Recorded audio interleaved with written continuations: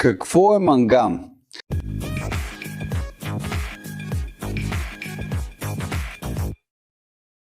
Замисли се, знаеш ли какво прави нераждаемата стомана толкова устойчива? Или защо батериите на твоите електронни устройства могат да съхраняват толкова много енергия?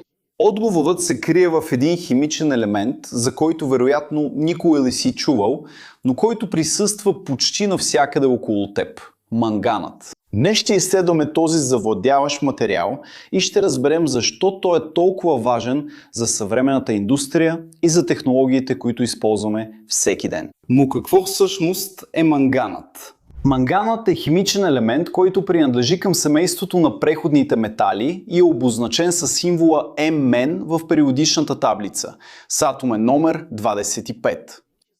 Той е сребристо-сив метал, който има много специфични характеристики.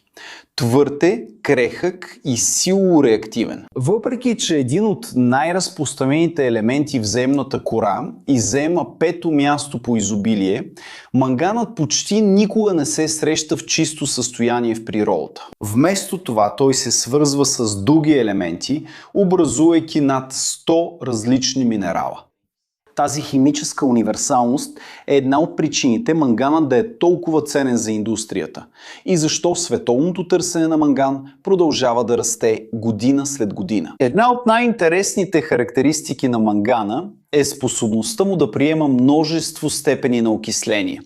Тоест, той може да губи различен брой електрони, когато се свързва с други елементи.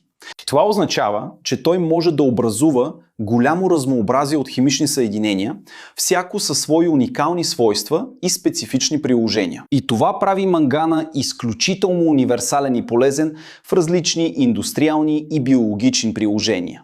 Но как този елемент се среща в природата? И къде се намират най-големите му залежи? Манганът се среща естествено в различни минерали, като най-важните са пиролузитът, който е манганов диоксид, и родохрозитът, който е манганов карбонат. Най-големите залежи на манган в света са съсредоточени в няколко конкретни държави, включително Украйна, която притежава най-големите световни резерви. Следвано от Южна Африка, Австралия, Гана, Китай, Габон и Индия.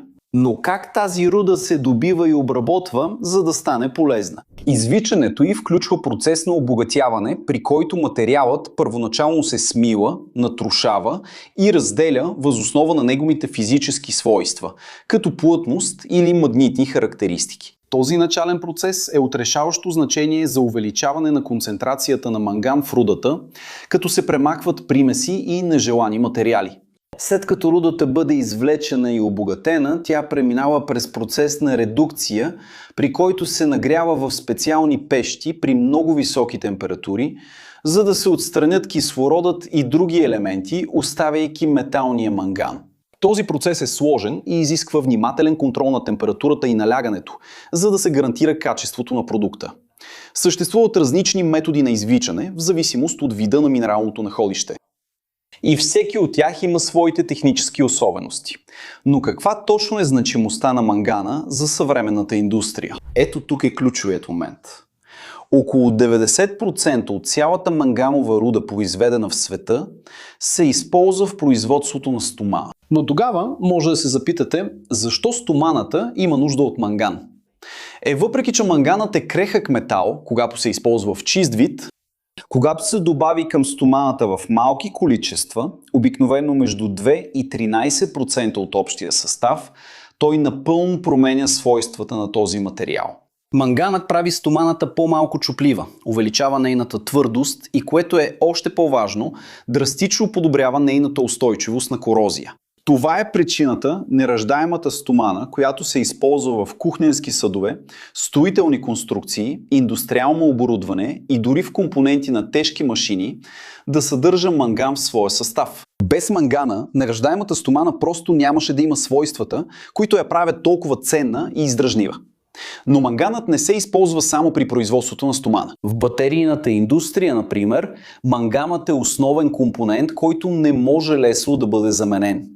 Мангановите батерии, като алкалните батерии, които използвате в дистанционни управления, фенерчета, цифрови фотоапарати и различни други електронни устройства, зависят основно от мангана, за да функционират правилно. Манганът действа като окислител в тези батерии, което им позволява да съхраняват и освобождават енергия ефективно и контролирано. Освен това, манганът се използва при производството на селскостопански торове, животински фуражи и различни химически продукти. И дори като катализатор в различни индустриални процеси, които варират от производството на пластмаси до пречистването на вода. Но има ли разлика между мангана, използван в стоманата, и мангана, използван в батериите? Отговорът се крие в различните степени на окисление, които манганът може да приеме, и в различните химични форми, в които се среща. Когато манганът се добавя към стоманата, той образува метални сплави, които подобряват механичните свойства на материала, правейки го по-устойчив и издръжлив. Когато се използва в батерии, манганът обикновено е под формата на манганов диоксид, който притежава специални електрохимични свойства, позволяващи контролирано и ефективно съхранение и освобождаване на енергия. Тези различни приложения показват изключителната универсалност на този химичен елемент. Но нека се задълбочим малко повече в значението на мангана за нераждаемата стомана. Добре, нераждаемата стомана е сплав, която съдържа желязо, хром и никел, но манганът играе решаваща роля в този състав. Той действа като легиращ елемент, който подобрява механичната якост на материала, увеличавайки неговата твърдост и способността му да устоява на деформации.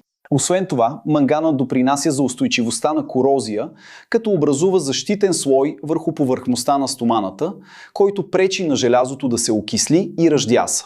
Тази комбинация от свойства прави нераждаемата стомана толкова ценна за приложения, които изискват издръжливост и устойчивост, като в кухни, болници, химически индустрии и морска среда. Какво е нераждаема стомана? Манганът е също толкова важен, но по различни причини. Мангановият диоксид функционира като катод или положителен електрод на батерията. Когато батерията е в употреба, протича електрохимична реакция, при която манганът променя своето окислително състояние, освобождавайки електрони, които преминават през външната верига и генерират електрическия ток, който захранва вашето устройство. Тази реакция е обратима при някои видове акумулаторни батерии, което позволява батерията да се използва многократно. Ефективността на тази реакция зависи много от качеството и чистотата на използвания манган. И затова батериите с високо качество използват манган с висока чистота. Освен това, манганът е от съществено значение за научните и технологични изследвания, като се използва в различни експерименти и проучвания за изследване на структурата на атомното ядро и други свойства на материята. Той също така се използва при производството на керамика, специални стъкла и дори в флуоресцентни бои, които се използват с приложения за сигурност и сигнализация. Древните египтяни вече са използвали съединения на манган при производството на стъкло, което показва, че този елемент е ценен от човечеството от хиляди години. Но ето един важен въпрос. Въпреки изобилието на манган в земната кора, неговият добив и обработка трябва да се извършват с внимание и отговорност. Минните компании трябва да спазват строги разпоредби, за да гарантират безопасността на своите работници и на местните общности, както и да минимизират въздействието върху околната среда. Манганът е многостранен и ценен елемент, но използването му винаги трябва да бъде балансирано с екологична и социална отговорност. Вашето мнение е важно за нас. Ако ви е харесало видеото, абонирайте се за канала, ако все още не сте, и харесайте видеото. Ако искате да ни помогнете да създаваме това и много други съдържания тук в платформата, помислете да станете член. И ни помогнете с едно кафе, с сирени хлебчета и бъдете споменати в нашите видеа. Искате ли да се развивате професионално или да усвоите ново техническо умение? Сканирайте QR кода на екрана или използвайте линка в описанието и открийте страница с всички курсове, които препоръчваме. А вие, знаехте ли вече колко е важен манганът? Замисляли ли сте се някога за всички продукти, които зависят от този елемент? Оставете в коментарите какво ви се стори най-интересно относно мангана и дали бихте искали да научите повече за други химични елементи, които оформят нашия свят. Тук отстрани има два интересни видеоклипа, които трябва да гледате, за да разширите знанията си и да задоволите любопитството си. А ако искате да ни подкрепите, просто оставете един лайк, абонирайте се за канала, активирайте камбанката и помислете дали да не станете член на канала. Това е всичко, любители на инженерството, голяма прегръдка и ще се видим в следващото видео.